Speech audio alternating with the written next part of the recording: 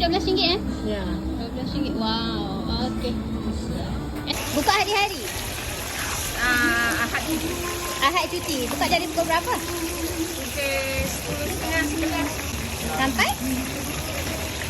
InsyaAllah memang harga tempat memang Habis dah. Ada berapa ekor tak? Kalau ala kad jadi 14. 7 Dia tengok saiz lah. Kalau besar kami kurangkan sikit lah. Kalau kecil kita lebihkan sikit. Boleh lah dengan harga yang RM10. RM10 dapat 7 ekor lah. 7 ekor, telur, semua ada. Ada ikan apa ni?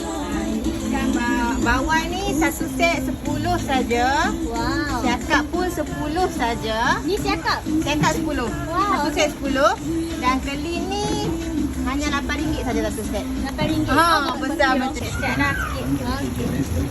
Yang ni ikan keli? Yang tadi keli. Okey.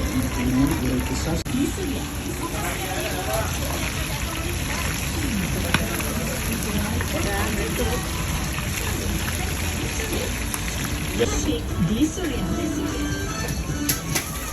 26 Jambatan Pulau Pinang Jalan Kat sini orang boleh kita buat. dan Pelperai dan Bayi Lepas.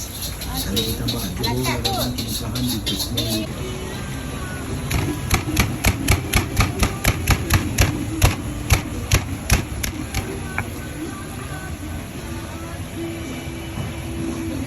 Bagi 2 jenis sambal. So, ada belacan, Sambal kicap, kari. kari.